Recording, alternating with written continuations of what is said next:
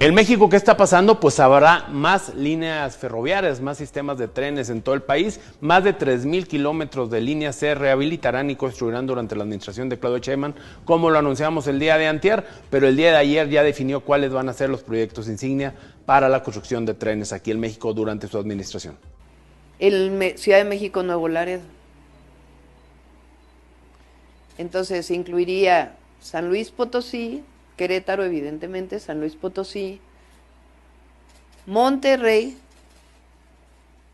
y de ahí a Tamaulipas, Nuevo Laredo. Estamos hablando de alrededor de 1,143 kilómetros. Entonces ya estamos estudiando lo primero, que es el derecho de vía, pero la idea es que en el mismo derecho de vía podamos hacer los trenes de pasajeros. O como se está haciendo el del AIFA, es otra opción. Es decir, el de México AIFA lo que está haciendo es mover las vías del tren de carga y poner el tren de pasajeros con nuevas vías. Sería más costo, pero de todas maneras le daría la posibilidad de ser un tren confinado que pueda ser hasta 160 kilómetros por hora. El presidente Andrés Manuel López Obrador confirma que hizo falta diálogo para rescatar Notimex. Y es que recordemos que en el año 2023 hubo un cierre total de la Agencia de Noticias del Estado de México por un decreto presidencial debido a que no se llegó a un diálogo concreto. El presidente menciona que desde hace tiempo se venía trabajando con este conflicto, sin embargo de ambas partes no hubo esta mediación para poder rescatar esta agencia del gobierno de México. Escuchemos las declaraciones del presidente. Notimex, creo que también ahí faltó más diálogo y más atención de parte de nosotros, porque sí es importante tener una agencia del gobierno. Se suple con lo que se hace con el manejo de los medios públicos, pero no es igual. O sea, sin embargo, está ya desatada la confrontación, ¿sí? Y no se pudo. Quizá nos faltó. Y en el 2024, TikTok ha superado a X como plataforma preferida para consumir noticias. Según Reuters, el 13% de la población ha elegido semanalmente TikTok, mientras que solamente X se queda con el 10%. La preferencia por este tipo de plataforma se debe al contenido visual y a los videos breve que está impulsando este cambio. En otras noticias, esto es alarmante, ya que se registraron 248 campañas de desprestigio para los periodistas, esto en el sexenio de AMLO. Y bueno, de acuerdo también a este informe, se registraron 348 agresiones hacia periodistas en el periodo del 1 de diciembre del 2018 al 31 de marzo de este 2024. Esto quiere decir que a comparación del sexenio pasado, se incrementó en un 60% la agresión hacia los periodistas. Aunque usted no lo crea, el PRI se divide más.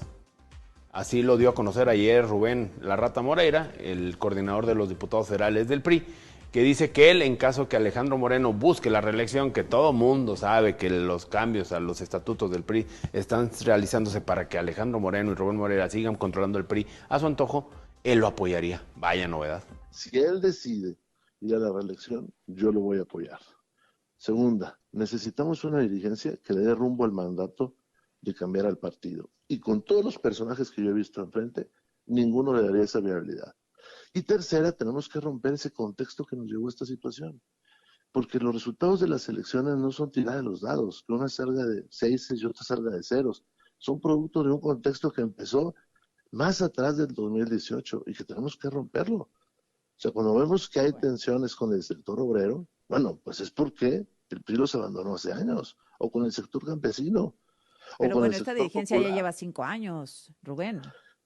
Pues se requiere mucho más y sobre todo se requiere, me refiero al tiempo, se requiere variar el rumbo del partido. Estos personajes que usted ve jamás permitirían que recuperáramos una alianza con los profesores, porque para ellos, y me refiero a Aurelio, pues los profesores... Y con una noticia que sé que es de interés de todos los mexicanos, la jornada laboral está preparada para reducirse a 40 horas y sobre todo Claudia Sheinbaum está interesada en que esta se lleve a cabo. La virtual presidenta electa menciona que durante su campaña fue cuestionada en diversas ocasiones sobre si ella apoyaría la reforma que reduce la jornada laboral de 48 a 40 horas. Ella responde que no es prioridad en su gobierno, sin embargo lo deja en manos del próximo secretario del Trabajo de la mano del aumento al salario mínimo. Escuchemos las declaraciones de la presidenta electa. En el tema laboral, por ejemplo, y eso tiene que ver también con disminuir informalidades, fue un compromiso lo que tiene que ver con la formalidad laboral de los repartidores, que es algo muy importante, porque ni siquiera tienen contrato, son socios de las empresas, de las grandes transnacionales repartidoras.